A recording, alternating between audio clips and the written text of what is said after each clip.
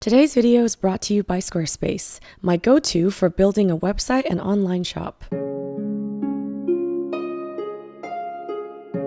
Happy New Year, everyone! Thank you for your patience as we finally wrap up this oil painting that took me 3 months and 3 videos to complete. Real quick before I begin, if you'd like to see a 60-minute tutorial of this video with a color mixing demo, along with hundreds of hours of exclusive content and monthly art rewards, feel free to check out my Patreon at patreon.com/happydartist. Okay, let's begin by recapping the first 2 parts of this painting's journey. I'll leave the links to part 1 and 2 in the description if you want to check them out. I started off with a prompt for an upcoming gallery show where the theme was the Year of the Dragon, which led me to come up with this small concept sketch of an ancient Chinese woman with a dragon tattoo on her back. This was partially inspired by an older painting of mine titled The Secret Painter, and I thought it would be cool to try to reimagine it.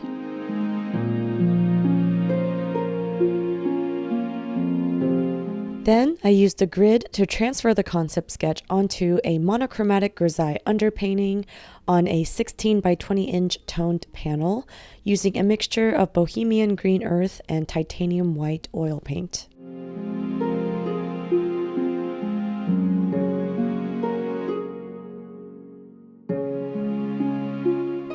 Next, I worked on the main color pass, where I tried to combine elements from my recent classical realism training with the illustrative, stylized aesthetic from my earlier personal work. In this stage, I didn't worry about the back tattoo yet, focusing mainly on the body anatomy and environmental components.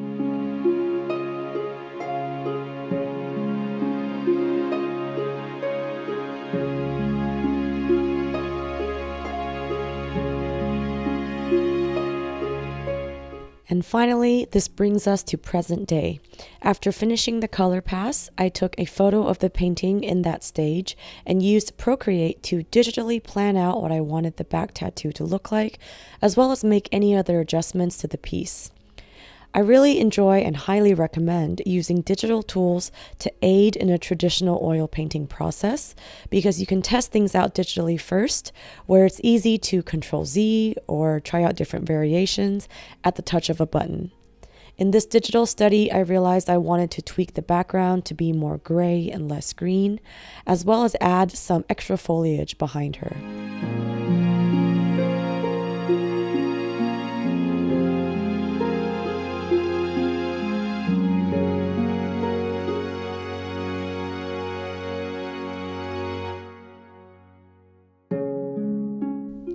So now I am using my digital mock-up as a reference to guide the final stage of my painting.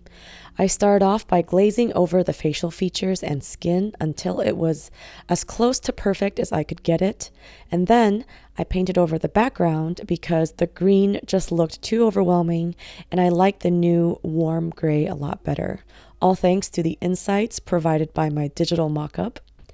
I also added in the extra foliage and increased the amount of glowiness around her body to amplify the dreaminess of the piece.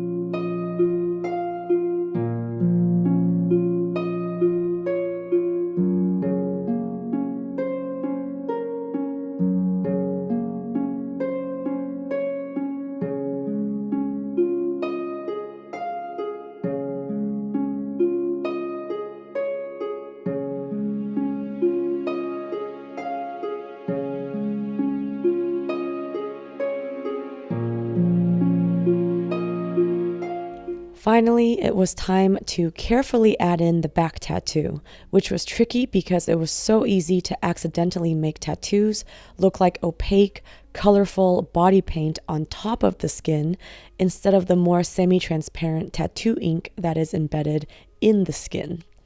The tattoo effect was easy to achieve in Procreate. I just had to create a new layer above the skin and set the mode to multiply, and then draw the tattoo on that layer, and afterwards decrease the layer's opacity until it looked transparent enough. But in real life, with oils, I had to manually mix the correct subdued colors and use lots of medium to dilute the paint so that I could give the tattoo an illusion of semi-transparency.